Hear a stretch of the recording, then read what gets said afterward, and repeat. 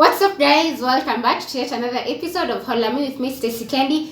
And it's just a few days away to Christmas, and that means some meals are about to be there from now till the beginning of the new year. And that means there's be some chapati. What is a Kenyan Christmas without some chapati? So that is exactly what we're going to be making today. It's very simple. I'm just going to show you how to make it without layers, because that's the first step to knowing how to make your chapatis. Then once you know how to make simple chapatis, afterwards you can now proceed to know how to make them with layers. So that's what we're going to be making today, and that's why I'm in my heart. Christmas in Kenya, chapati is a must. The same way we have goats or mbuzi and some chicken. So remember, you can pair up your chapati with a beef curry, which I'll link over here up, and also any other meal that you want to enjoy with for Christmas. So without much further ado, remember to subscribe if you haven't subscribed, and remember to tell a friend, to subscribe, and click the button below to get notified whenever I post anything new to this channel. So karibuni, twende jikoni, twende tukapike.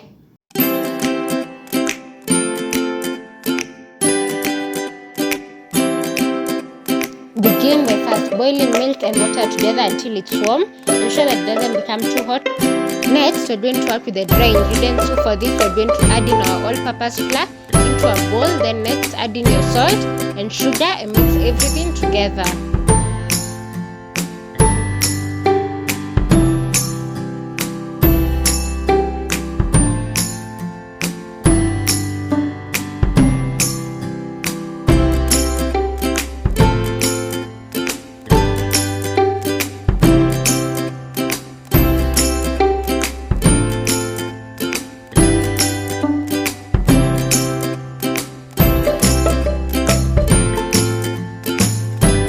Once all the dry ingredients are well mixed together, next we're just going to create a well in the middle of our bowl where we have our flour.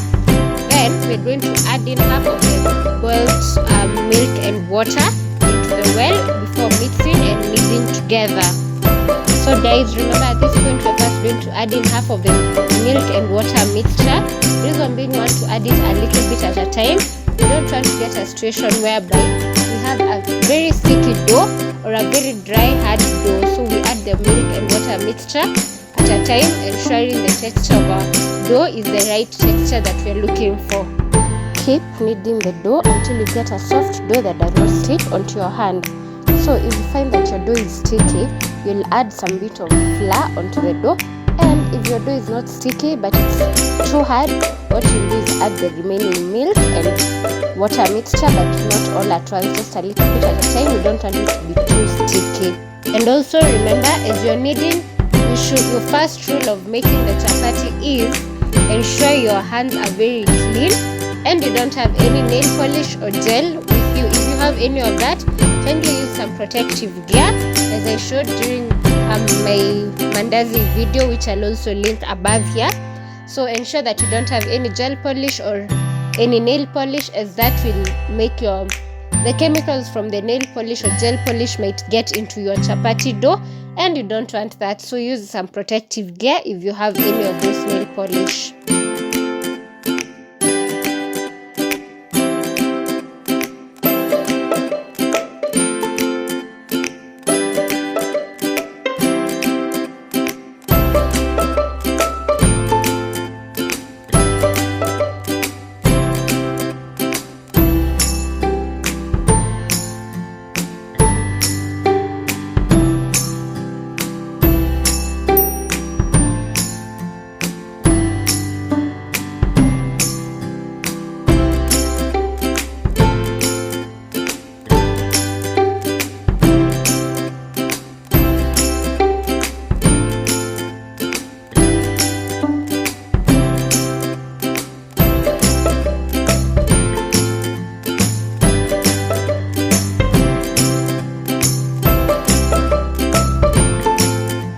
Keep kneading your dough until you get a really soft and firm dough that does not stick on your hands after you touch it. Once you see it sticking onto your hand after touching it, that means your dough is not yet ready. So ensure it's soft and firm and it does not stick.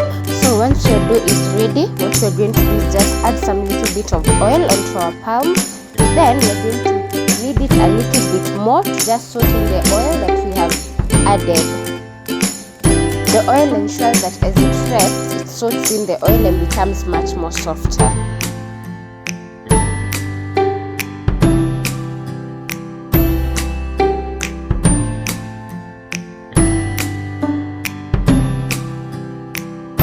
Then, once you're done kneading, cover your dough and let it rest for about 30 minutes before we begin the next step. As your chapati dough is resting, what we're going to do is clean our surface. Remember, for chapati we want everything to be clean, so we're going to clean the surface where we're going to roll on our chapati balls, and also sprinkle some flour onto the surface or a tray where you're going to place your chapati balls. This ensures that your chapati balls do not stick onto your surface once you're done with making the balls.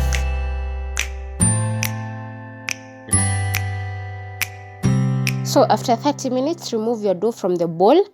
Then next, divide your dough into 4 equal portions.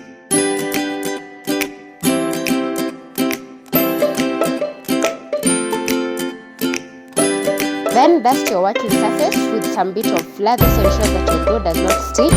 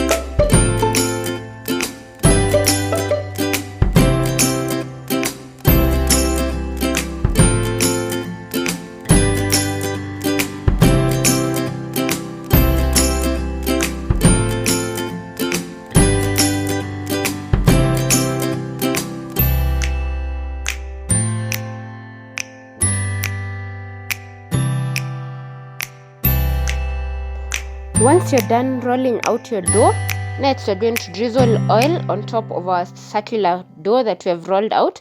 This ensures that while making the chapati balls, your dough will soak in the oil and ensure that the dough becomes softer during the resting period.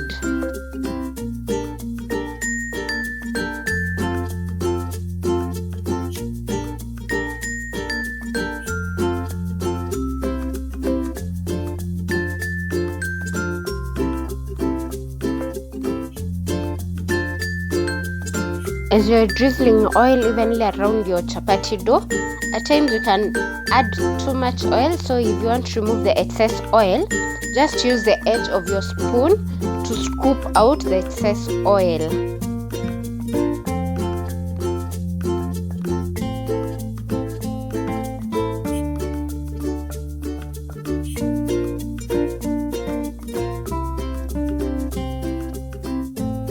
Then next, fold the rolled out dough to form a nice long string-like shape.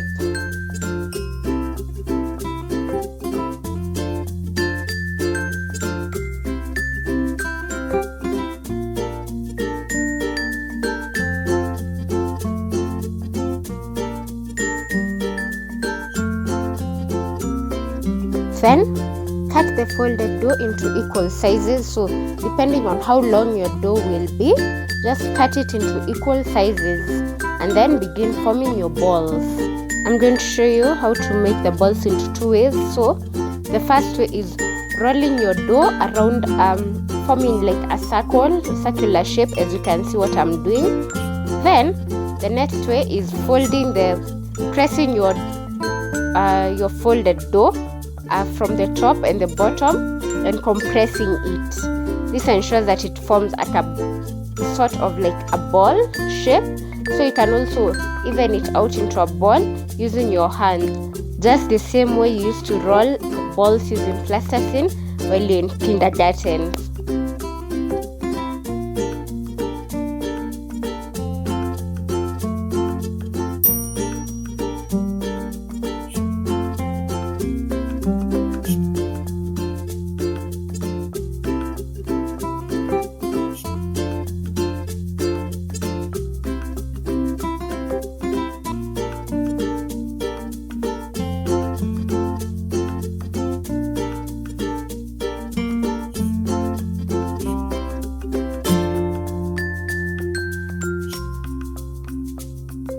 Repeat this same procedure of rolling out the dough into a long shape and drizzling oil, then folding it onto the other remaining 3 portions, and next cover and let your balls sit and rest for about 30 minutes to 1 hour.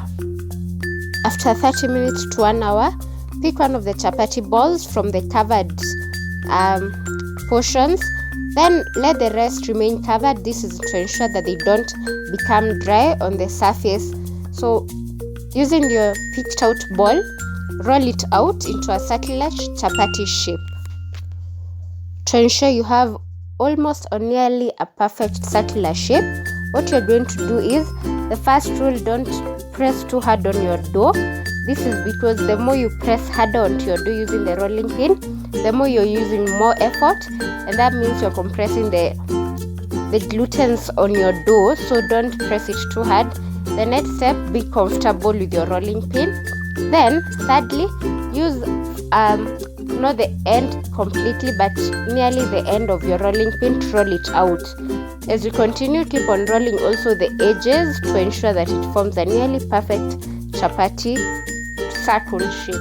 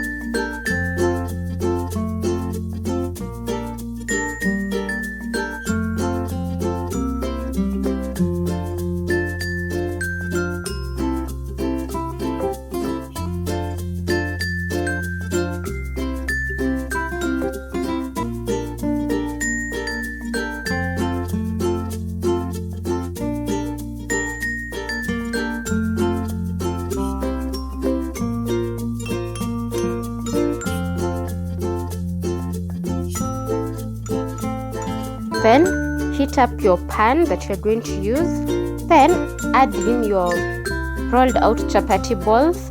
Let it cook on one side until it starts forming some bubble like shapes on the surface of your chapati. Then turn it over to the other side. Apply some bit of oil on the upper side that is already partially cooked. Then as you're doing that, then the other side should be cooking as well. Then turn over again to the other side, and at this point apply the second side some bit of oil. As you do this, the first side that you applied oil should be cooking. Ensure it cooks now totally until it's well cooked. Keep on turning until all sides are cooked. Once they're all cooked, using a kitchen towel, pat dry your excess oil, then remove, and it's ready for serving. Repeat the same procedure for all the other remaining chapati balls.